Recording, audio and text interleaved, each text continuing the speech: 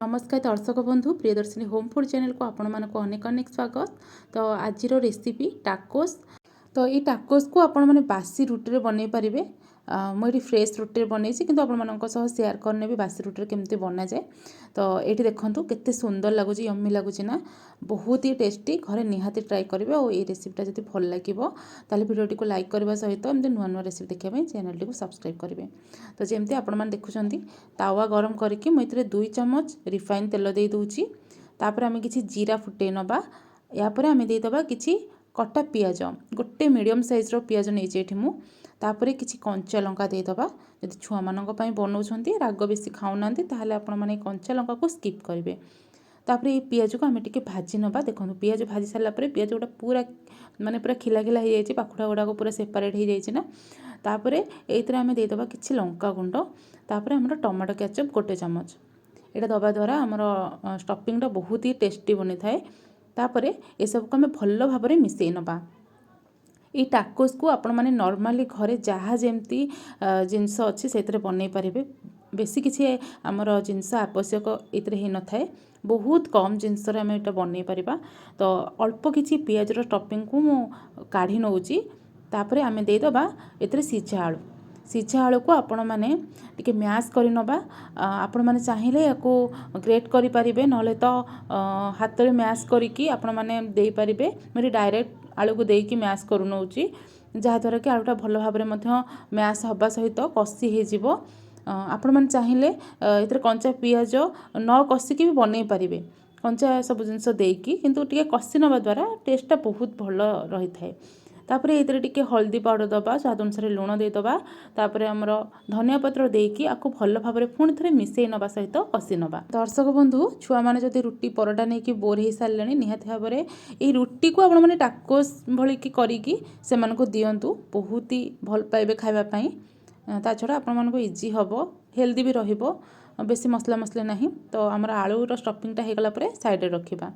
एबे आमे रुटी बनेबा। नॉर्मली दुकान मानकर जो टाकोस खाते आपण माने बाहर सेटा आमर मक्का अटार होता है, तो सेटा आगुरी ही येलो देखा जाए। कि आम नॉर्मल ये गहम अटार बनाऊे। तो मुझे गहम अटा 2 कप नहीं, स्वाद अनुसार लुण टिके हल्दी कलर देखा टिके हलदी नहीं।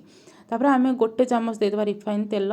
यापर नॉर्मल पानी देकी आम चकड़ी नवा। तो आपण मैंने देखि पार्थिबे केते सुंदर कलर मध्य हल्का येलो कलर आसी। एबे आमे जेमती पूरी बेलंती ना, आपण माने सेही भली भाबरे छोट छोट करिकी पूरी भली बेली पारिबे। नहले आपण माने रुटी साइज रो बेलिकी ताको आपण माने टिफिन न कोनोसी धारुआ खोल माध्यम रे मध्य काटी पारिबे।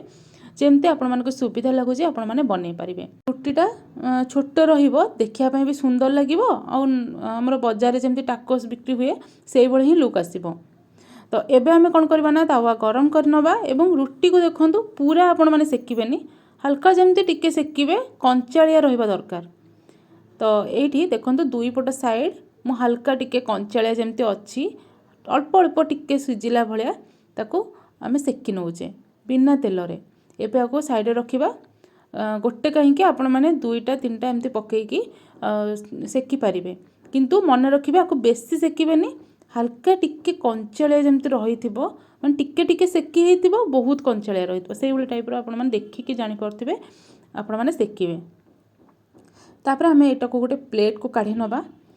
तापर आमे इतरे देई दबा टमाटो केचप। आ हम आपण मानको जेमती कहथि बासी रुटी आपण माने बनै पारिबे। देखंतु एडी मो रुटीटा कंचालिया करिकी सेकिकी ता ऊपरे जहाँ जहाँ भी मु आपरे स्टेप करिबी बा देबी जो स्टफिंग गुड़ाक सेम आपण माने बासी रुटी रे करिबे। माने बासी रुटी अछि ना, ताकू आपण माने डायरेक्ट ता ऊपरे टमाटो केचप टिके दे देबे, आलूर स्टफिंग बनैथिबे ता ऊपरे एमती पूरा लगै देबे।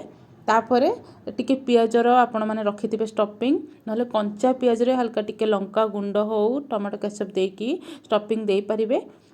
तो आपण माने एई भली भाबरे बासी रुटी रे बनै पारिबे। जेति कि घरे नॉर्मल अछि सेति रे मु एठी बनैछि। आपण माने चाहिए या ऊपर पनीर दे पारिबे, नहले तो चीज मध्ये ऐड करि पारिबे, जहा द्वारा आपण मानकर एटा बेसी टेस्टी लागिबो।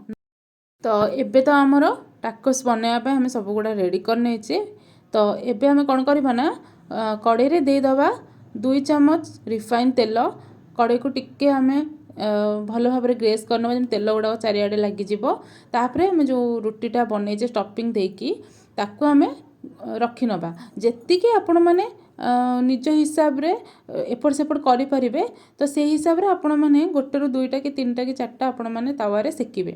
ନହେଲେ କ'ଣ ହେବ ନା ସବୁ ଗୁଡ଼ାକ ଯଦି ଆପଣମାନେ ଦେଇଦେବେ ଓଲଟା ପାଲଟା କରିବା ପାଇଁ ଆପଣମାନଙ୍କୁ ପ୍ରୋବ୍ଲେମ୍ ହେବ। ତ ଆପଣମାନେ ଏଠି ଦେଖିପାରୁଥିବେ ମୁଁ କେମିତି ୟାକୁ ସେକୁଛି। ଦୁଇ ପଟ ସାଇଡ଼୍ ସେକିବା ସହିତ ଆପଣମାନଙ୍କର ଯେଉଁ ଅପର ଲାଇନ୍ ମାନେ ତଳ ଲାଇନ୍ଟା ଯେଉଁ ଅଛି ନା ସେଇଟା ବି ସେକିବେ, ଯାହାଫଳରେ କି ଆପଣମାନଙ୍କ ଟାକୋସ୍ଟା ପୁରା କୁଡ଼ମୁଡ଼ିଆ ଲାଗିବ ଆଉ ଆପଣମାନଙ୍କୁ କଞ୍ଚାଳିଆ ଲାଗିବନି। ତ ଏଇଠି ଦେଖନ୍ତୁ ମୁଁ ସବୁ ଗୁଡ଼ାକ ସେକିକି ନେଇ ଆସିଛି ଆଉ କେତେ ସୁନ୍ଦର ଲାଗୁଛି। ଟିକେ ଦେଖିବା ପାଇଁ ଯେମିତି ଖାଇବା ପାଇଁ ମଧ୍ୟ ବହୁତ ହି ବଢ଼ିଆ ଲାଗିବ। ଏଇ ଟାକୋସ୍ର ଟିକେ ଷ୍ଟ୍ରିଟ୍ ଷ୍ଟାଇଲ୍ର ଲୁକ୍ ଦେବା ପାଇଁ ମୁଁ ଏଠି ଦେଇଦେଉଛି ଆମର କିଛି ସେଉ ଚିଲି ସସ୍। ଆପଣମାନେ ଚାହିଁଲେ ଏଥିରେ ଗାଜର ଯଦି କୋବି କଞ୍ଚା ଆପଣମାନେ ଭଲ ପାଆନ୍ତି ତାକୁ ମଧ୍ୟ ପତଳା ପତଳା କରି କାଟିକି ଆପଣମାନେ ଦେଇପାରିବେ। ଲୁକ୍ଟା ବହୁତ ବଢ଼ିଆ ଆସିବ।